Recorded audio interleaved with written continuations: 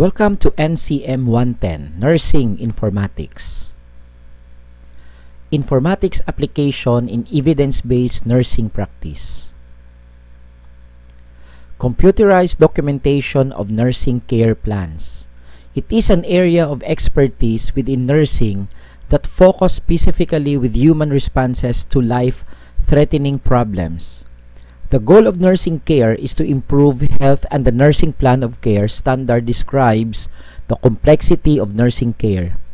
The nursing plan of care is a reference standard for the implementation of structured nursing data in electronic healthcare information systems. The nursing plan of care standard was developed by informatics nurse specialists to encourage standard development organizations' interest in the information exchanges of the largest group of healthcare professionals, the nurses.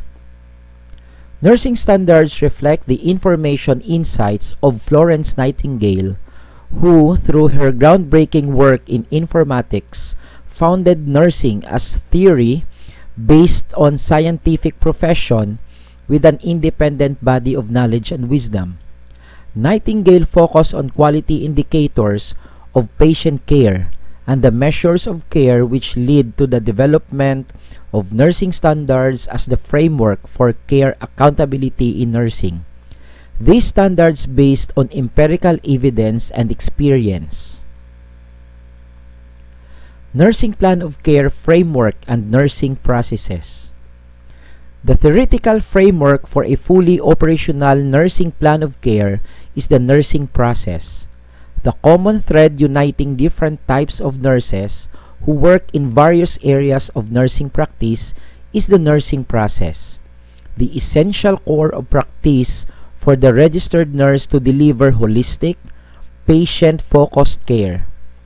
The nursing process encompasses all significant nursing actions. The process forms the foundation of the nurse's professional practice and decision-making. Nursing plan of care, framework, and nursing process.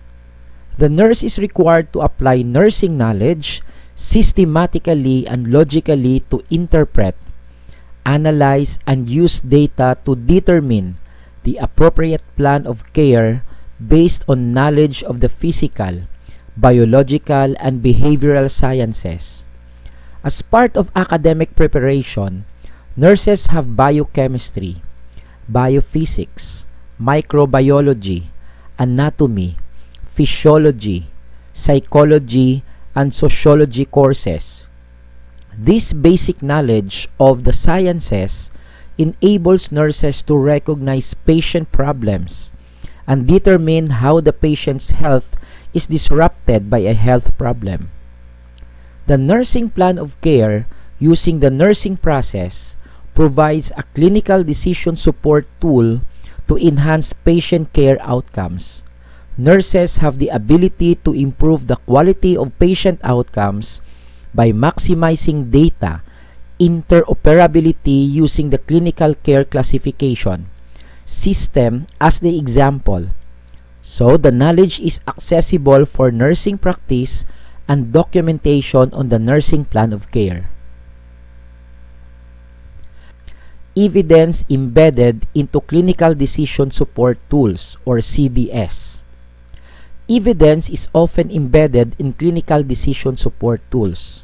CDS captures the processes used to enhance health-related decisions and actions with pertinent, organized clinical knowledge and patient information to improve the health and healthcare delivery. CDS comes in many forms and interactive automated programs that assist clinicians with decisions, usually at the point of care. Decision analysis and CDS tie the probability of a specific clinical option to the likely results. The probability of alternative strategies can then be quantified. Many decision support tools are part of an EHR and promote the timeliness of a diagnosis or treatment intervention. CDS includes automated templates for orders and referrals that link to reminders or other forms of evidence.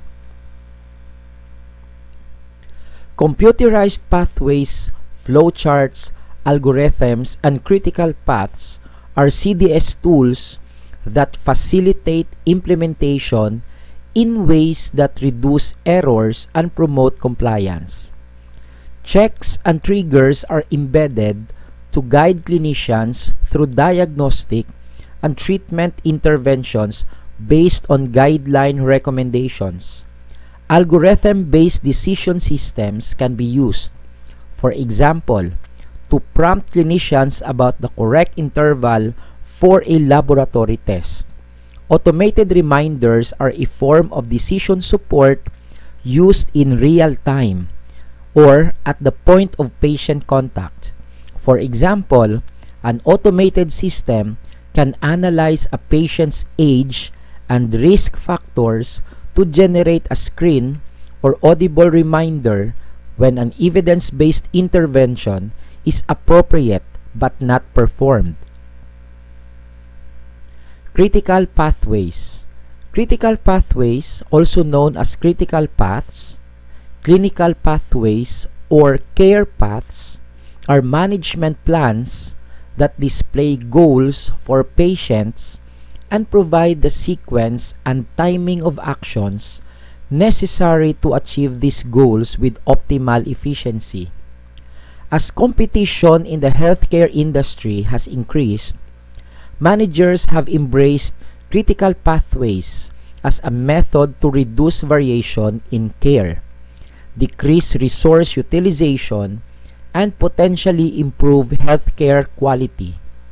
Cardiovascular medicine in particular is an area in which critical pathways have been embraced.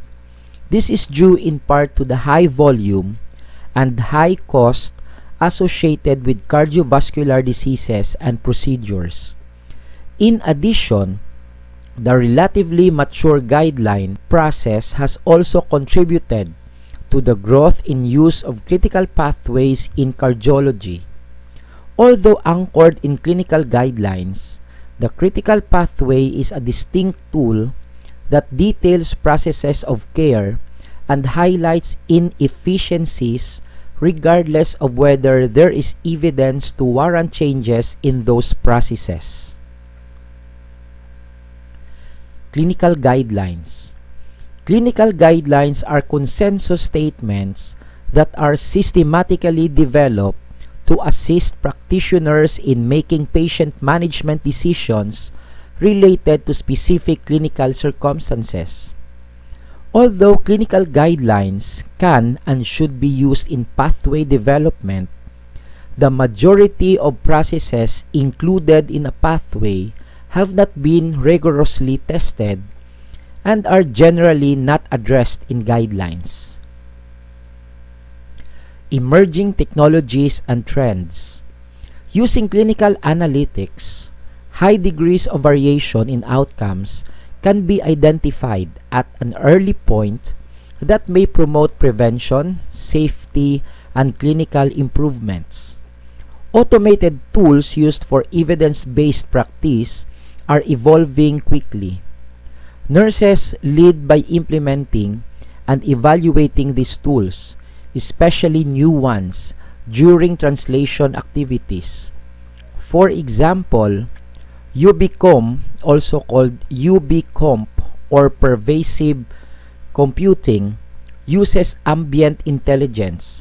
It is an intelligent environment to which it embeds human interactions into routine practices or activities. Sensors may be worn to unobtrusively collect cardiac data. As ambient intelligence becomes more common, nurses can measure and report not only the effectiveness of the tool itself, but also the effectiveness of the implementation strategies used to apply the evidence. These reports and studies will help nurses address the implications for education, risk, compliance, and teamwork when new technologies appear. Electronic publishers.